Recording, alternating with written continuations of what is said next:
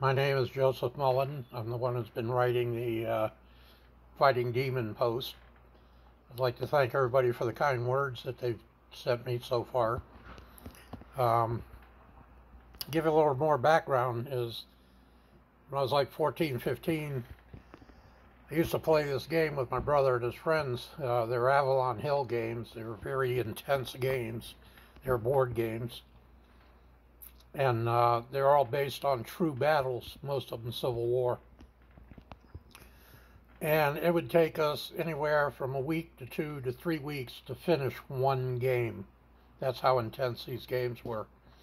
We did a lot of reading, a lot of studying, mainly about all the generals that were in charge of the different divisions and stuff, and their tactics and what made them tick. And this got me into studying human nature, or what they call emotional intelligence these days. And so I learned at an early age what makes people tick. You know, how does their brain work? What are they thinking? How can they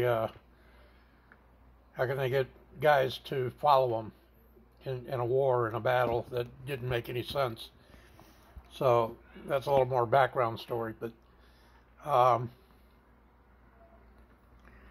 the thing is that I asked the question, what is the most powerful tool or weapon you own? And I got a lot of different answers.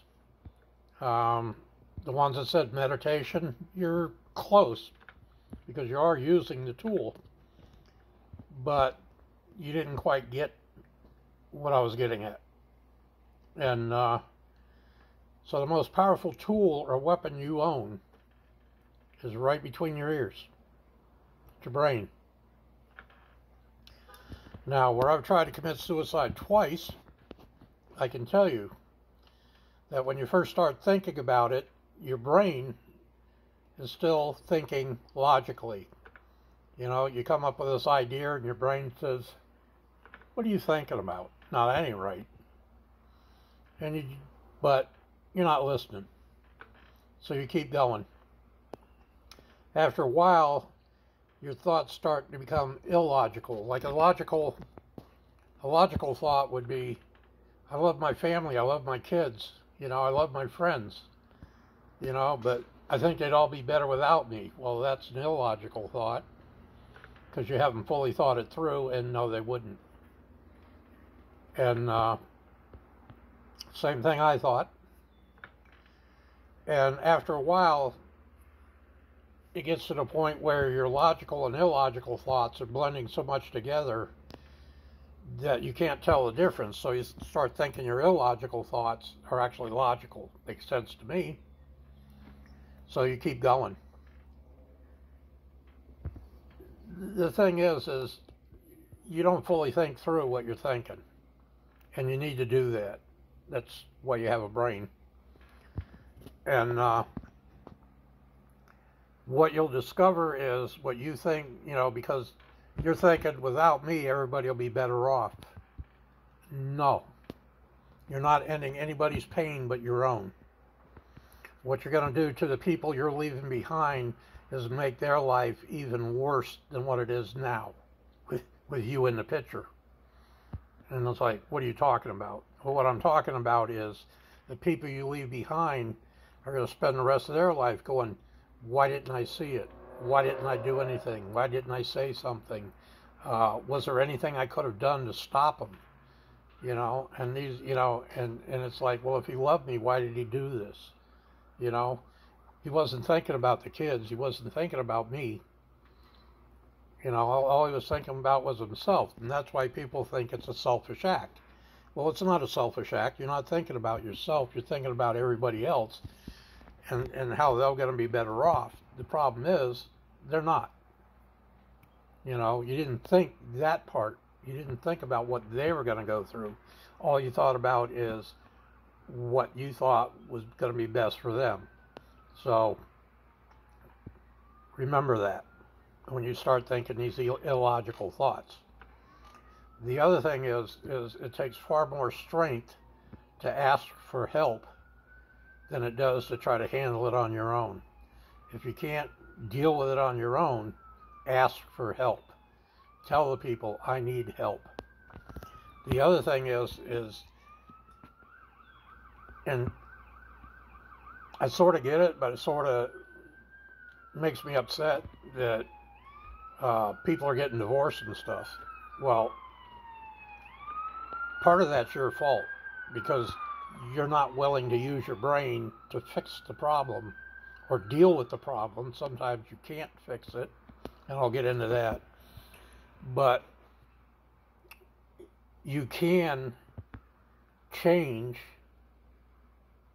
what you're doing and how you deal with your demons to make life better for other people. Now, there's a lot of veterans who've done this. The two guys who started Mission 22 were in this boat, and they sat there and went, I don't like what's going on. I love my family. I need to change.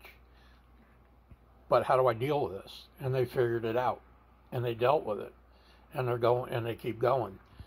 And now they have a mission. The mission is to stop everybody else from doing it. So that's one of the things. Back to the brain. I put out a post, and there's an old saying, they won the skirmish, but they lost the war. Now, some of you know what that means, some of you won't. I don't get it. Well, what's a skirmish? Skirmish is a small battle. You know, yeah, you won that one. But if you look at the overall picture, you're losing the war. And the thing is like, okay, I did this, so I should be better. No, you just fought a skirmish and you won. Keep going. You still have a war that you have to win. And so that's what that's all about. The other thing is what do you do in a battle? Well, if you're going to go into battle, the best thing to do is know what your enemy's capable of and analyze your enemy, study your enemy. What's their strength? What's their weaknesses?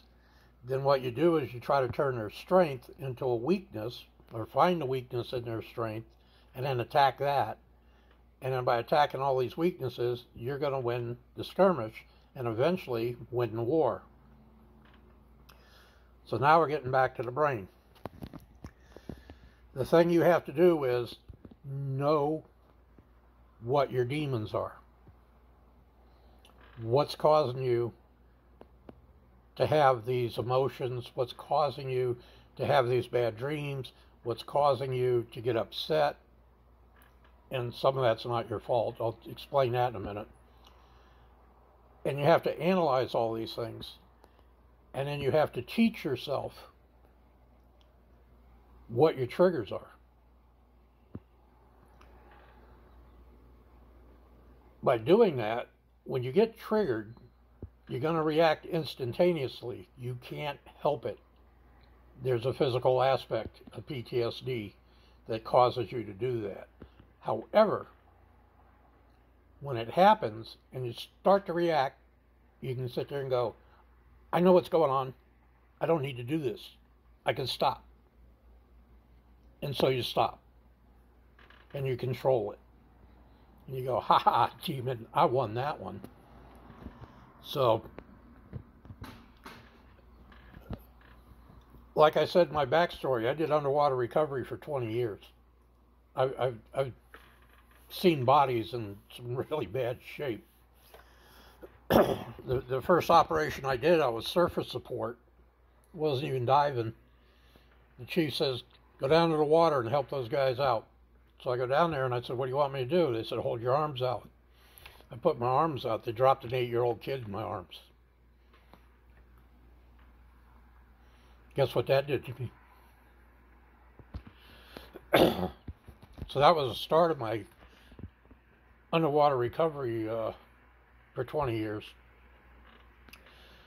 And, but my girlfriend was one of these people who didn't believe that PTSD was real. They thought it, was all in your head. Yeah, it's in there. And she thought it was fake. She thought it was made up. She didn't think it was real. And she talked me into going out to a club one night to visit, to see her friend's band play.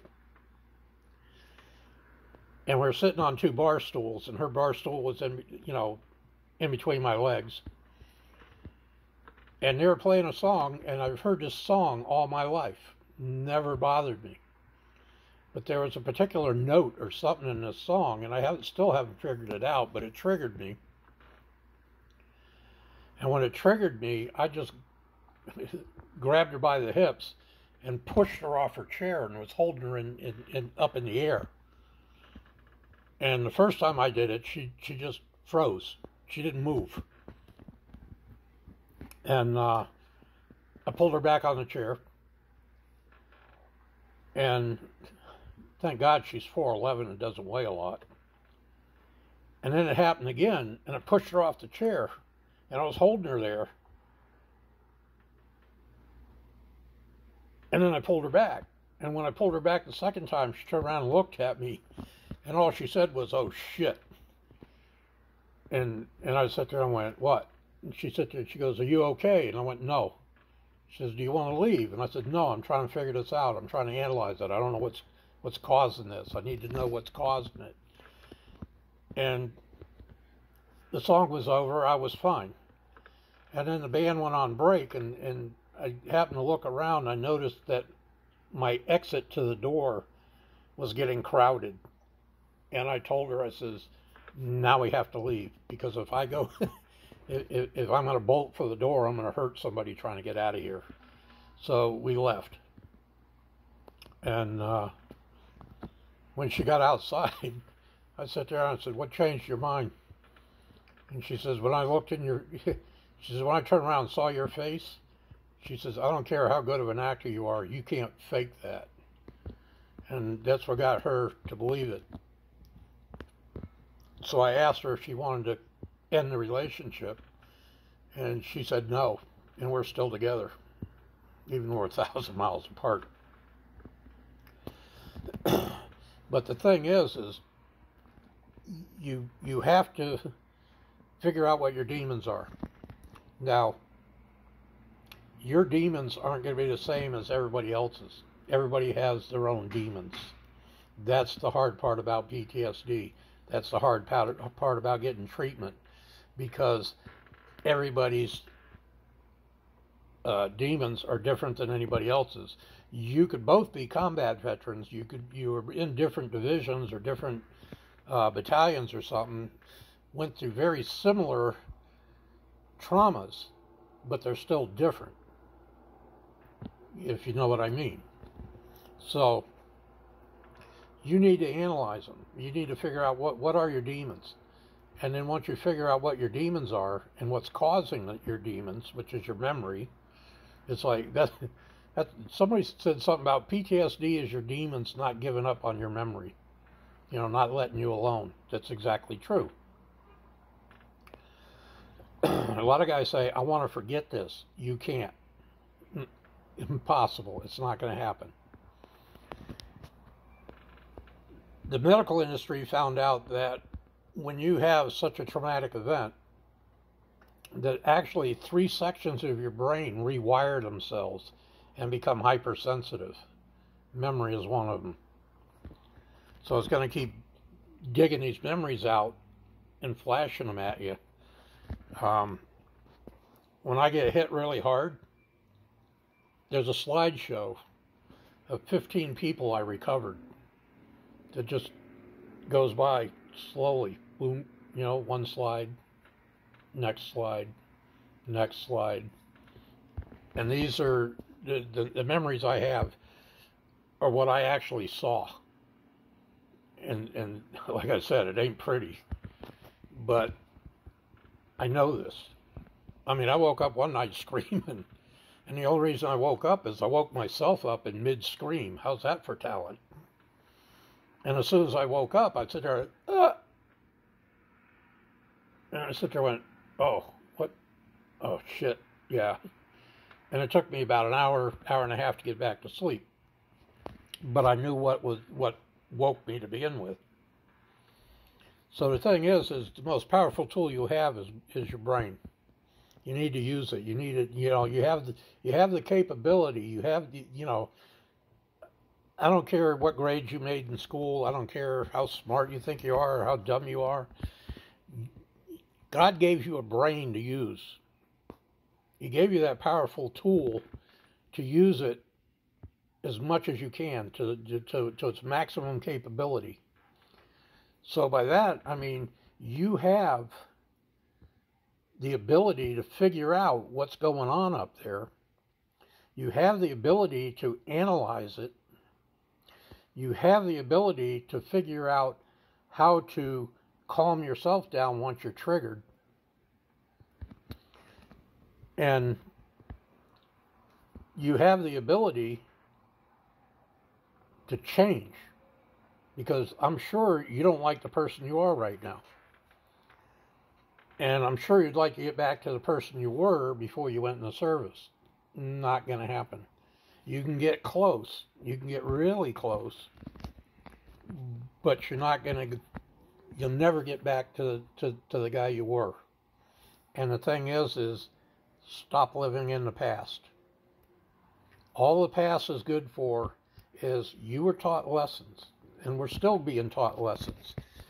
When you're taught a lesson, what you need to know is, okay, that was a lesson. What did I learn from it? Oh, that was what I was supposed to learn from it. Now move on. Right? Move on. Do I need to make any changes to move on? Yes. Okay, how do I make that change? How do I work on it? Let me work on that change, and then I'm moving on. Don't ever dwell in the past, because you can't do anything about it. You can't change it. You can't make it any different. It's already happened. It's done. What was it in Lion King? What was the guy's name? Rafiki? Comes up, whacks you on the head. You go like, that hurts. No, man, happened in the past. Over. Move on. So that's a good lesson. The other lesson is, if you were a leader in the movie It's a Bug's Life, there's a great line in that movie. I actually printed it out and had it hanging in my office for years. It says, if you're the leader, everything's your fault. Think about it. It's a very true statement. If you're the leader, everything's your fault. So that's what I wanted to tell everybody. Have I got the capability of doing this? Yes, I do. Have I done it to 100% of what I need to get done? No, I haven't. I'm a work in progress. I always am. I have a joke that when I wake up in the morning, I lift the sheets and look down. Now, everybody thinks I'm being nasty, But I sit there and said, no, I'm looking way beyond that. As I lift the sheets, I look down. If I don't have a toe tag on, it means I got to get my ass out of bed and get going. How's that? So, and somebody says, well, what if you have a toe tag on? I said, I get to roll over and go back to sleep. Easy as that.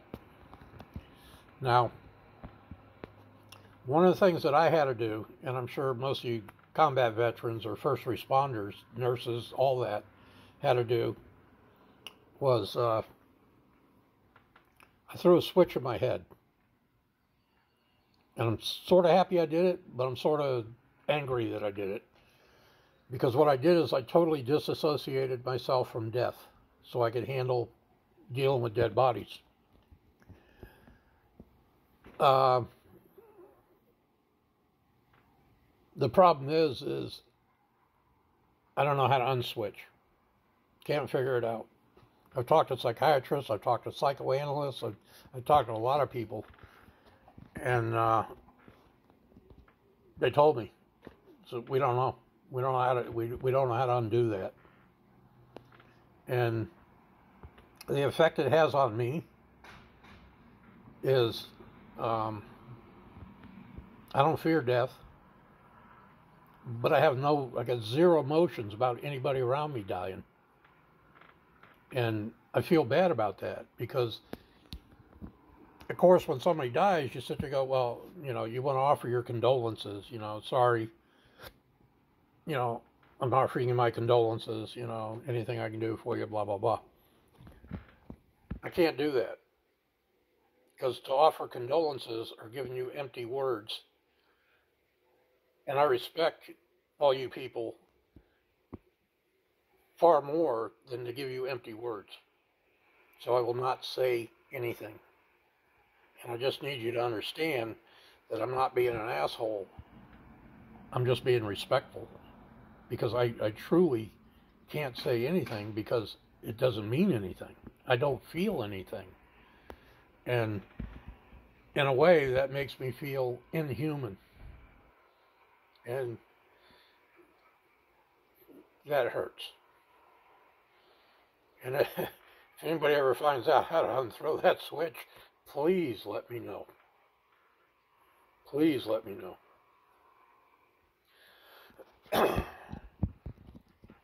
Now, some people will sit there and go, well, my buddy was next to me and he got blown up. Yeah, I understand that. I can actually visualize that.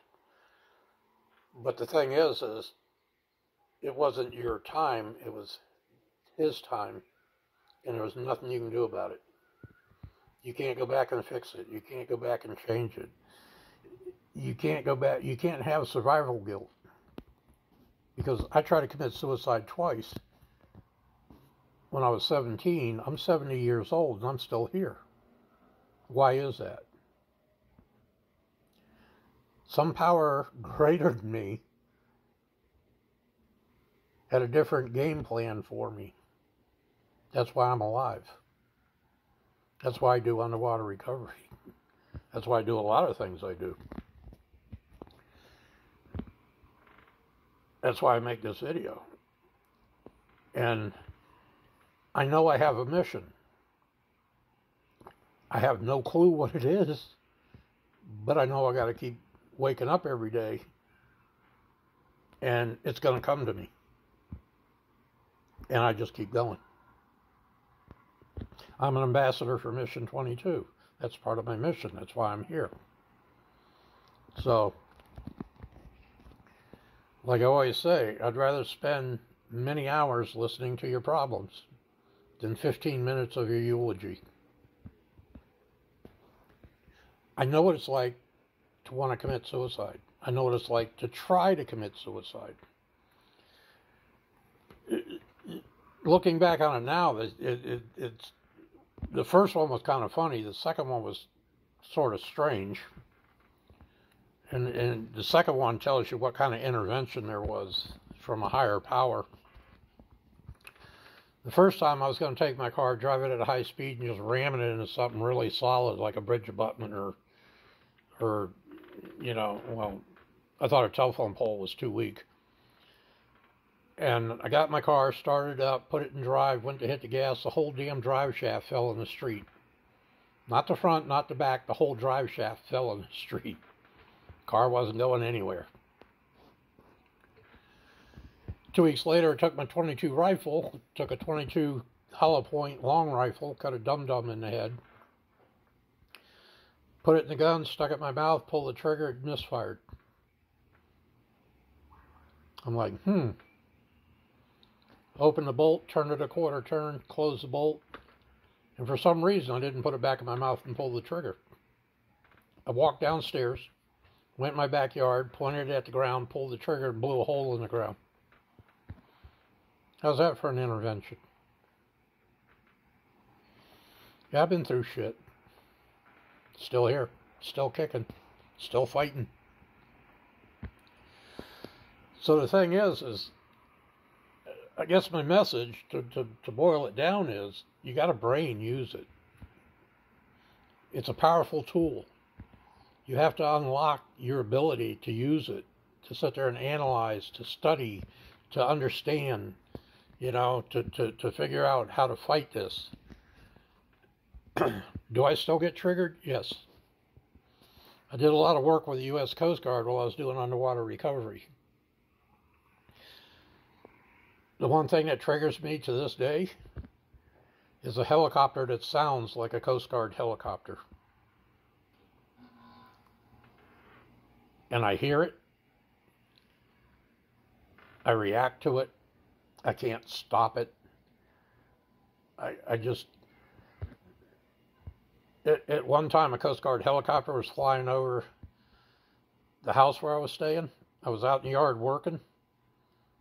And I just went down on my knees and covered my head and just started screaming, "Go away, go away.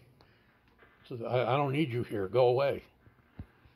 When I was doing my 5,000-mile kayak trip from Maine to Key West for Mission 22, I was in Myrtle Beach. I was at the KOA campground. I got there late in the afternoon, set up camp, had dinner, went to bed. Next morning, about 10 o'clock, this helicopter wakes me up. I had my swimming trunks on. I bolt out of the tent and I start running across the campground. And this other camper goes, "Hey, Speedy, where you going?" And I just pointed towards the beach. And I sat there and I went, "Coast Guard, helicopter, drowning, got to be there, gotta go help." And he goes, "Whoa, no. I said, "No, helicopter, Coast Guard, drowning on the beach. I got to go." He goes, No, that's not Coast Guard." And I stopped and I said, "What are you talking about?" He goes, "Those are tourist helicopters."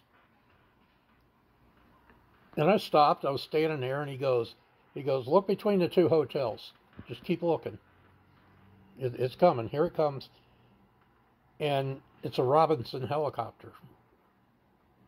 And I'm looking at this thing.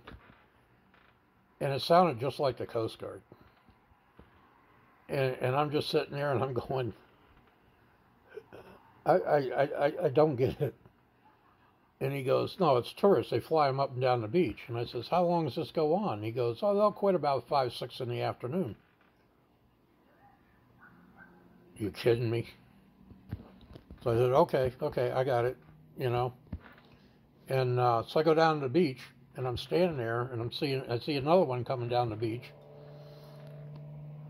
And I said to the guy standing next to me, I says, "I got PTSD. These things may trigger me. So if I go start acting weird or funky, just understand that that's the cause." And he goes, "Oh, you fucking hate them too?" And I looked at him, I go, "What?" He goes, "I was in the Air Force." And he goes, "They're bugging the hell out of me too." I said, "Good, we can help each other." But this went on, I stayed there for like 5 days, and this went on every day for 5 days, where I'd get triggered and then I'd have to stop myself. I'd get triggered and had to stop myself.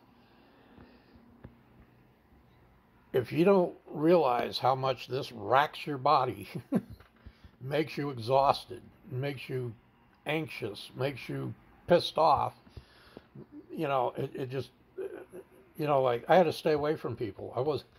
There was no way I was being sociable while these things were flying, And it was just like, I got to get through this. So I moved farther down the coast. And I moved again, and then I got all the way down to Georgetown. And I still couldn't get my head back together. I was having a hell of a time, collecting myself. And I called my brother down in the Villages in Florida and says, "You need to come get me right now." And he says, "Well, I got to look over my schedule and see, if I can get an opening and stuff." And I says, "You don't understand, bro. If you don't come now, I'm not going to be here." And he thought I meant I would be working my way down the coast. His wife heard me and understood what I was saying, smacked him on the back of the head and says, "Shut up, we're going now." And they showed up late that afternoon. I mean, they were flying. They had to go all the way through the state of Georgia to get to me. So he knew a bunch of veterans, and this one veteran was a scuba diver, so he could understand what I was talking about. And they helped me get my head together. So it's always good to have people you can talk to that walk the walk and talk the talk. You know, lean on them, lean on each other. I know some guys say, well, I don't want to do that because I don't want to stir up their memories. So it helps both of you. Trust me. You know, you can help the both of you. If you see a Mission 22 booth somewhere, talk to us. Come up and introduce yourself. Talk to us. Tell us what's on your mind. Tell us what's going through your head. You know, we'll be happy to talk to you as long as it takes. So, anyway, that's enough of me babbling. But think about it. Think about how smart you are. Think about how intelligent you are. Think about what that tool can do for you. You know, you can analyze. You can figure things out. You can sort things out. And sit there and work on it. Keep working on it. And if you have a wife or girlfriend, and you're gonna try to do this, and you're gonna try to straighten yourself out, so she doesn't leave you, so your kids don't hate you, tell them what you're doing. The worst thing you can do is leave them in the dark. Open up and tell them what you're doing. And they're going to say, how can I help you? And all you can say is, understand what I'm doing and just keep loving me. I'm going to figure it out. So, with that, I'm going to end this.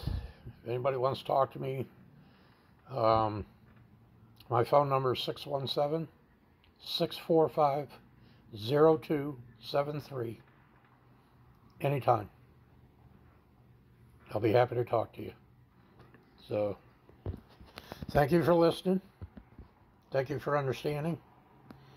And KFG, keep fighting. Keep fighting the good fight.